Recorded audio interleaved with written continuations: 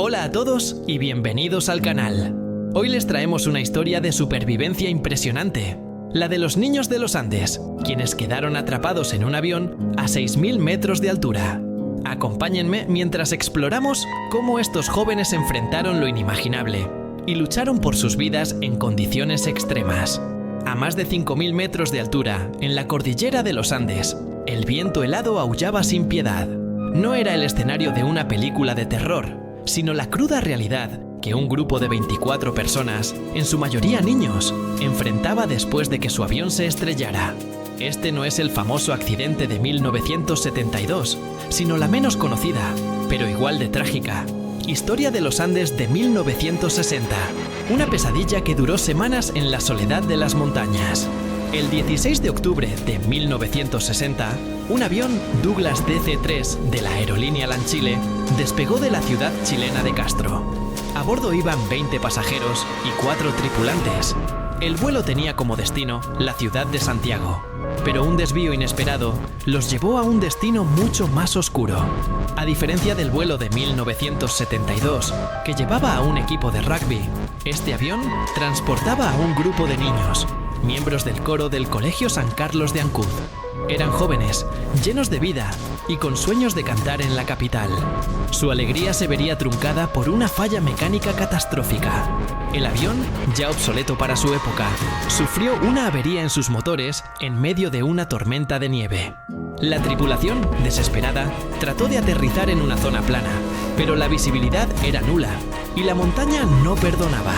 El DC-3 se estrelló en un glaciar a una altura de casi 5.200 metros.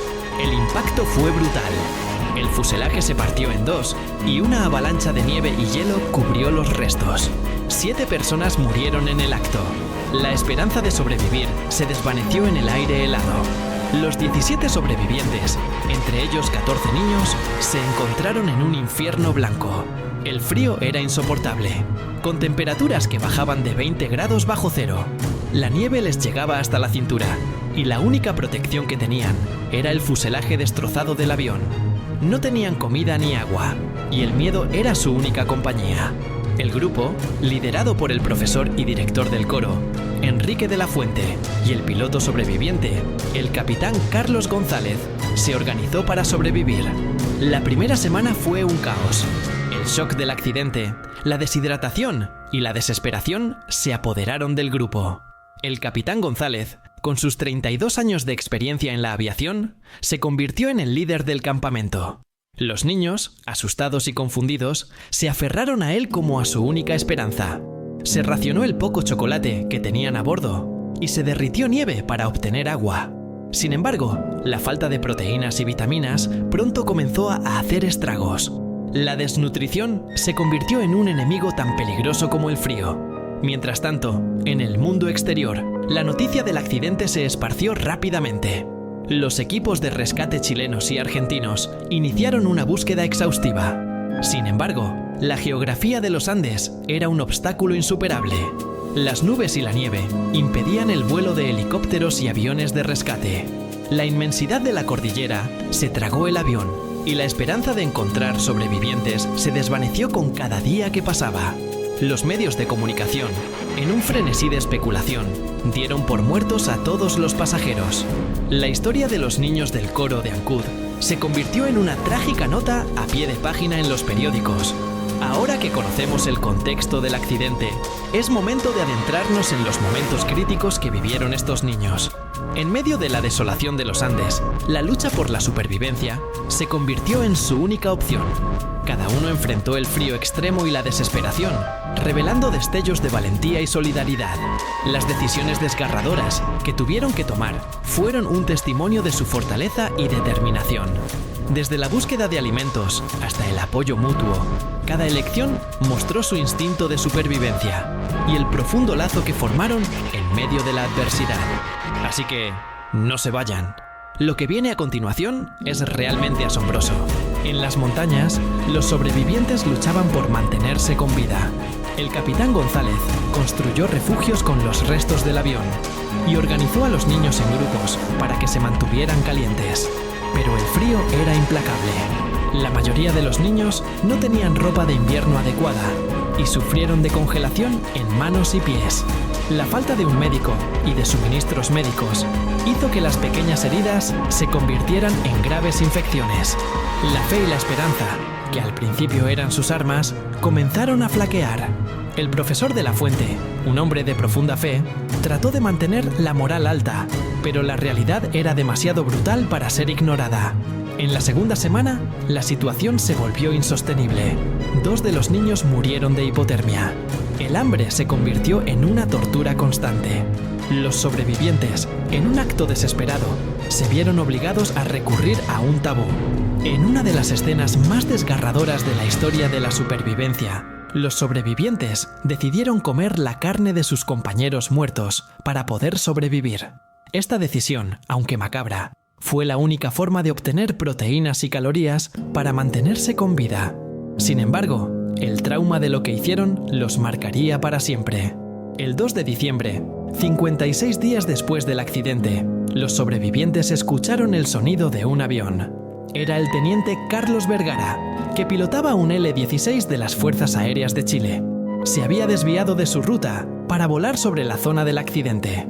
Su avión, un pequeño monomotor, se deslizó entre las nubes y por un milagro vio el fuselaje del Douglas DC-3. De inmediato reportó el hallazgo a las autoridades.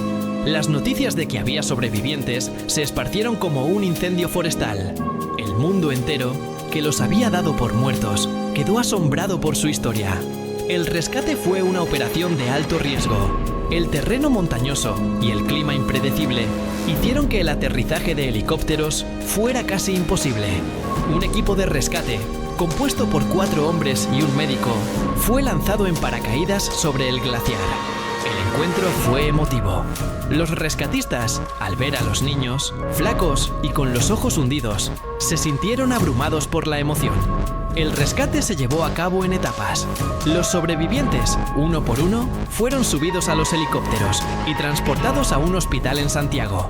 El viaje de regreso a la civilización fue tan difícil como el tiempo en la montaña. Los niños, que habían pasado 56 días en un infierno blanco, tuvieron que enfrentarse a la dura realidad de su supervivencia. El regreso a la vida normal no fue fácil. Los niños, ahora conocidos como los niños de los Andes, tuvieron que lidiar con el trauma del accidente, la pérdida de sus amigos y el estigma de haber comido carne humana. La historia, aunque inspiradora, también fue objeto de un intenso escrutinio. Los medios de comunicación, que al principio los habían aclamado como héroes, ahora los veían con una mezcla de fascinación y horror. Los sobrevivientes, con la ayuda de sus familias y el apoyo de la sociedad, se las arreglaron para reconstruir sus vidas. El capitán González, un hombre de profunda fe, se convirtió en un héroe nacional. La historia de los niños de los Andes es un testamento a la inquebrantable voluntad de sobrevivir. En la soledad de las montañas, sin esperanza y sin ayuda, un grupo de niños y adultos se unió para enfrentar lo imposible. Su historia es una lección sobre la fragilidad de la vida y la increíble fuerza del espíritu humano.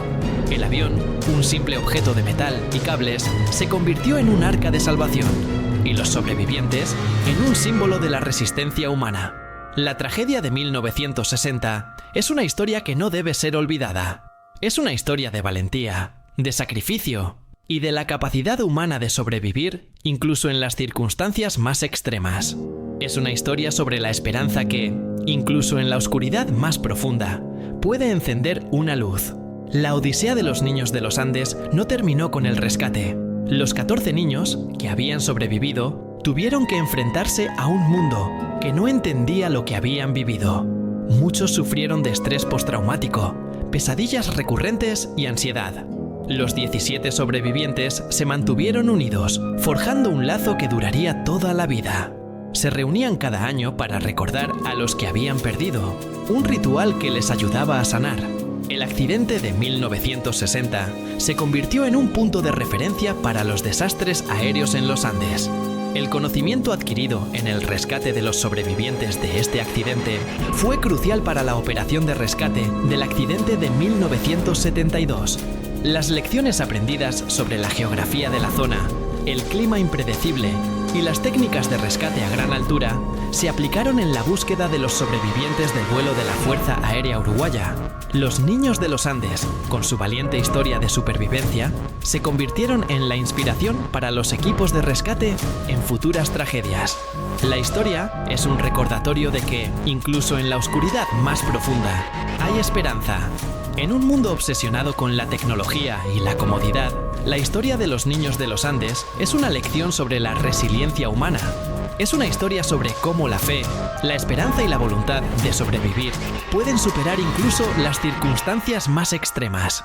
Es un relato de la fragilidad de la vida y de la increíble fuerza del espíritu humano. El avión, un objeto de metal y cables, se convirtió en un arca de salvación y los sobrevivientes en un símbolo de la resistencia humana. La tragedia de 1960 es una historia que no debe ser olvidada.